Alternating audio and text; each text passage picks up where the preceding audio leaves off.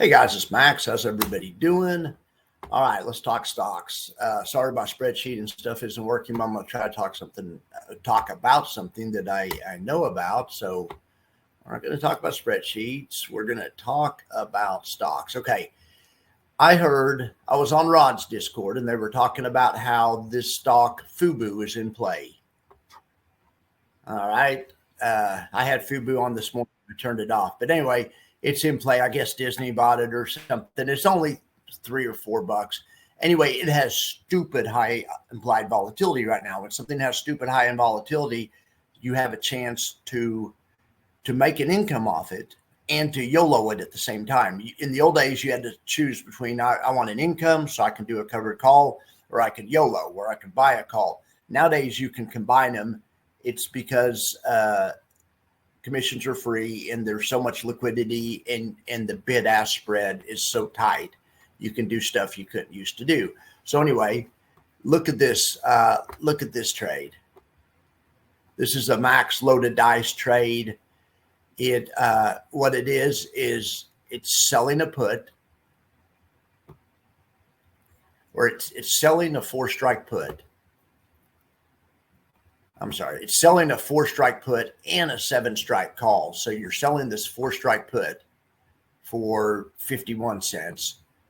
And you're at the same time, you're buying, and then you're taking that 51 cents, you're spending 22 cents of it and buying this call. So that's leaving you net long. So you can still make money if the stock market goes up, if the stock goes up, I should say.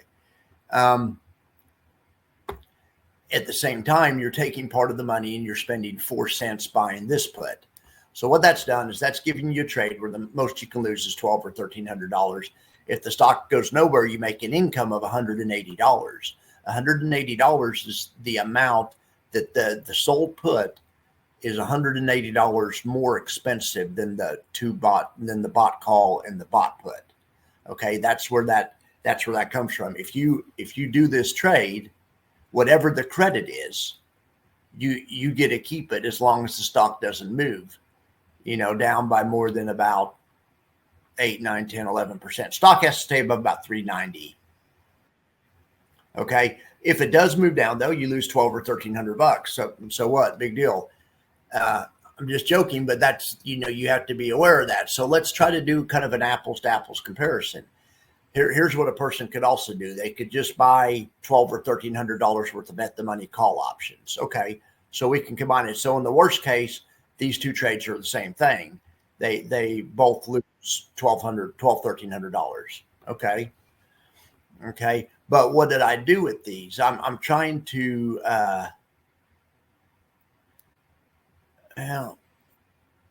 this trade doesn't have an income. This trade, you pay a debit. The other trade, you get a credit and you get to keep the credit. That's all. The other trade is an income trade. But now let's look if what happens if the trade goes right.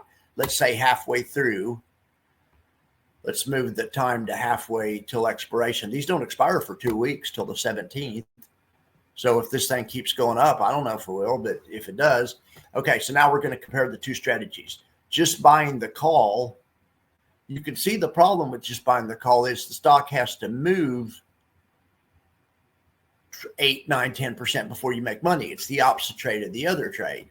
With this one, the stock doesn't, if the stock, you're about break even. What you're hoping for is the stock to actually move. So let's say if the stock moved to 6. Well, on the loaded dice 3-legged spread, you'd be up about $600 if it moved there by Monday the 13th. So let's move this forward to Monday the 13th. Now, at the same time, if you just bought the stock, you'd be doing a little bit better. You'd be up $1,900. Whereas you would just be up $500 or $600 on this one. The reason for the difference is because if you hold this one till expiration and the stock doesn't move, you lock in a profit no matter where it lands, as long as it doesn't go under like 390. So that's the reason this one pays less. This one, This one's better if you knew for sure the stock was going up. Yeah, if you knew for sure the stock was going to 6, yeah, this one would be the one you want to do. But if the stock doesn't go to 6 by expiration and stays where it is, you lose $852 with this method. And with this method, you make $230. Just two ways of attacking the same problem. Two ways of attacking the same problem. I'm going to save this trade, and then I'll put it in Discord in case anyone's interested in it. On these little cheap stocks, sometimes it's better. Sometimes it's the other thing I didn't compare it with is just buying $1,200 worth of stock. You could buy 300 shares for $1,200. If it goes to 0, you're going to lose the $1,200. I mean, if you just want to risk $1,200, you don't want to mess with options, just buy 300 shares. That's a legit way to do it also. You don't make an income. Stock doesn't go anywhere, you make 0. Or if the stock doesn't go anywhere and you're doing the loaded dice trade, you make $180. You make whatever your 230 now. You make whatever your whatever the difference was. You make the income. That's the whole idea. But in the back of your mind, you can still hope for a situation where it goes to 6 or something. Yeah, and that sucks. You don't make $1,200, but heck, $500 isn't bad, especially if it goes further. These don't expire for 2 weeks, and for some reason, if this short squeezes to 10, then you can make $3,300. Now that's probably not going to happen. And yeah, you'd be mad that you didn't have this other. You make $7,900 with just the option itself, but 2 different ways to solve the same problem, or 3 different ways. You can buy the 4-strike call, you can do the 3-legged loaded dice, or you can buy 300 shares of stock.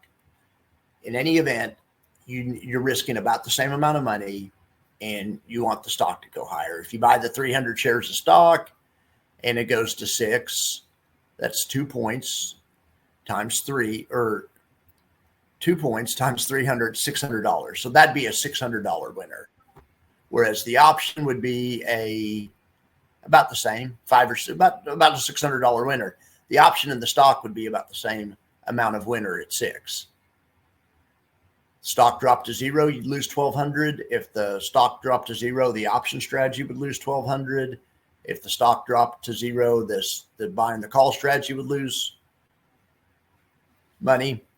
I'm trying to equalize everything for the risk, and then we can take what's left over, the return, and see which one's best. So best is just buying the 4-strike call, unless you want an income. I like income trades. So best return is buying the 4-strike call.